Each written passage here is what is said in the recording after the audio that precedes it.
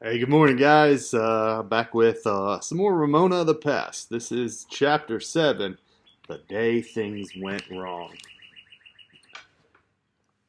Ramona's day was off to a promising start for two reasons, both of which proved she was growing up. First of all, she had a loose tooth, a very loose tooth, a tooth that waggled back and forth with only a little help from her tongue. It was probably the loosest tooth in the morning kindergarten, which meant that the tooth fairy would finally pay a visit to Ramona before long. Ramona had her suspicion about the tooth fairy. She had seen Beezus search under her pillow in the morning after losing a tooth, and then call out, "Daddy, my tooth is still here. The tooth fairy forgot to come." "That's funny," Mr. Quimby would answer. "Are you sure?" "Positive. I looked at every place for the dime." "Let me look," was always Mr. Quimby's suggestion. Somehow he could always find the tooth fairy's dime when Beezus could not. Now Ramona's turn would soon come. She planned to stay awake and trap the tooth fairy to make sure it really was her father. Not only did Ramona have a loose tooth to make her feel that she was finally beginning to grow up, she was going to get to walk to school all by herself. At last, Howie was home with a cold, and her mother had to drive Beezus downtown for an early dental appointment.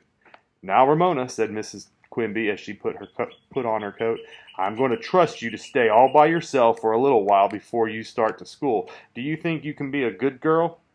"Of course, Mamma," said Ramona, who felt that she was always a good girl.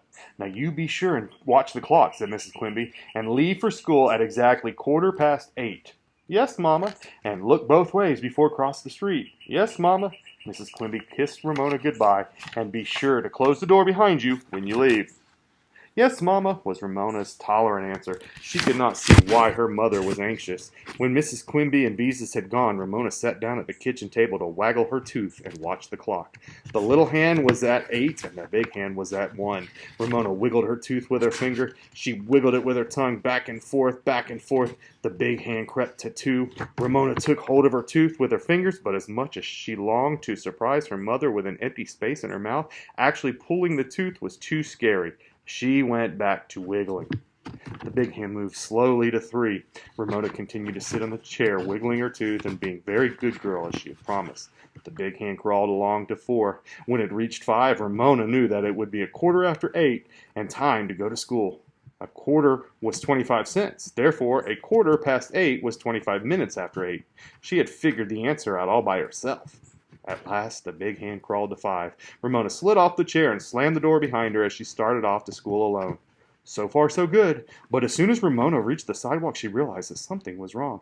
In a moment, she understood what it was. The street was too quiet. No one else was walking to school. Ramona stopped in confusion. Maybe she was mixed up. Maybe today was really Saturday. Maybe her mother forgot to look at the calendar. No, it could not be Saturday because yesterday was Sunday. Besides, there was Henry Huggins' dog Ribsy trotting along the street on his way home from escorting Henry to school. Today really was a school day because Ribsy followed Henry to school every morning. Maybe the clock was wrong. In a panic, Ramona began to run. Mrs. Benny would not want her to be late for school. She did manage to slow down and look both ways before she walked across the street. But when she saw that Henry was not guarding his usual intersection, she knew that the traffic boys had gone in, and she was even later than she had thought. She ran across the kindergarten playground and then stopped. The door of the kindergarten was shut. Miss Benny had started school without her. Ramona stood puffing a moment, trying to catch her breath. Of course, she could not expect Miss Benny to wait for her when she was late, but she could not help wishing that her teacher had missed her so much that she had said, "Class, let's wait for Ramona. Kindergarten isn't any fun without Ramona." When Ramona caught her breath, she knew what she should do. She knocked and waited for the door monitor to open the door. The monitor turned out to be Susan, who said accusingly, "You're late." "Never mind, Susan," said Miss Benny, who was standing in the front of the class holding up a brown paper sack with a big T printed on it. "What happened, Ramona?" "I don't know," Ramona was forced to admit. "I left at 8:15 like my mother told me." Miss Benny smiled and said, "Next time, try to walk a little faster." Before she continued where she had left off, "Now, who can guess what I have in this bag with the letter T printed on it? Remember, it's something that begins with a T. Who can tell me how a T sounds?" Ticked the kindergarten. "Good," said Mrs. Benny. "Davy, what do you think's in the bag?" Miss Benny was inclined to bear down on the first letter of the word, now that the class was working with sounds letters make. "Caterpillars," said Davy hopefully. He rarely got anything right, but he kept trying. No, Davy, caterpillar begins with a C. What I have in the bag begins with a T. T-t-t. Davy was crestfallen. He had been so sure caterpillar began with a T. The class ticked quietly while it thought. TV, someone suggested. TV began with a T, but it was not in the bag. Tadpoles? Wrong. Teeter-totter? Wrong again. How can anyone have a teeter-totter in a paper bag? Ramona ticked to herself as she wiggled her tooth with her fingers. Tooth, she suggested. Tooth is a good T word, Ramona, said Mrs. Benny, but it's not what I have in the bag. Ramona was so pleased by Miss Benny's compliment that she wiggled her tooth even harder and suddenly found it in her hand. A strange taste filled her mouth. Ramona stared at her little tooth and was astonished to discover that one end was bloody. Miss Benny, she cried without raising her hand, my tooth came out. Someone had lost a tooth. The kindergarten began to crowd around Ramona. Seats, please, boys and girls, said Mrs. Benny. Ramona, you may go rinse your mouth, and then you may show us your tooth. Ramona did as she was told, and when she held up her tooth for all to admire, Miss Benny said, tooth, t-t-t-t. When Ramona pulled down her lip to show the hole where the tooth had been, Miss Benny did not say anything because the class was working on T, and hole did not begin with T. It turned out that Miss Benny had a tiger, stuffed, of course, in her bag. Before the class started seat work, Ramona went to her teacher with her precious bloody tooth and asked, would you keep this for me? Ramona wanted to be sure that she did not lose her tooth because she needed it for bait to catch the tooth fairy. She planned a pile of clattery things like saucepans and pie tins and old broken toys beside her bed so the tooth fairy would trip and wake her up. Miss Benny smiled as she opened a drawer of her desk. Your first tooth, of course I'll keep it safe for you. So you could take it home for the tooth fairy. You're a brave girl. Ramona loved Miss Benny for understanding. She loved Miss Benny for not being cross when she was late for school, and she loved Miss Benny for telling her that she was a brave girl.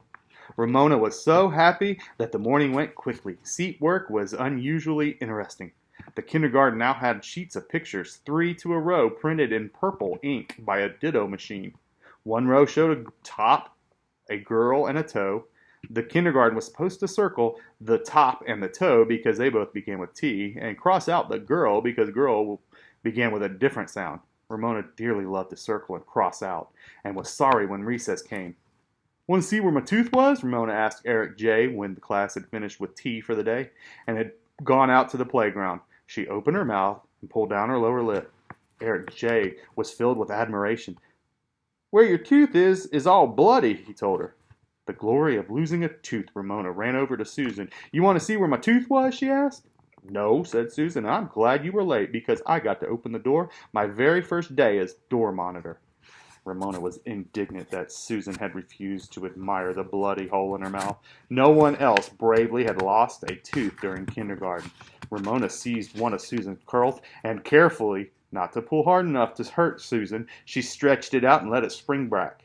Boing, she cried and ran off, circling the jungle gym and coming back to Susan, who was about to climb the steps to the traveling bars. She stretched another curl and yelled, boing. Ramona Quimby, shrieked Susan, you stop boinging me.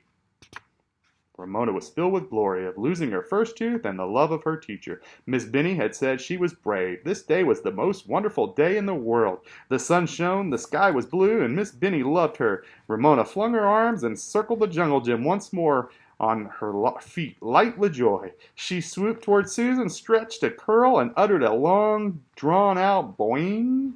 Miss Benny, cried Susan on the verge of tears. Ramona is boinging me, and I bet she was the witch who boinged me at the Halloween parade. Tattletale, thought Ramona scornfully as she circled the jungle gym on feet of joy. Circle Ramona, cross out Susan. Ramona, said Miss Benny as Ramona flew past. Come here, I want to talk to you. What's going to happen? Is Ramona going to get in trouble? Is she going to catch the tooth fairy? Guess we'll have to find out tomorrow. See you tomorrow.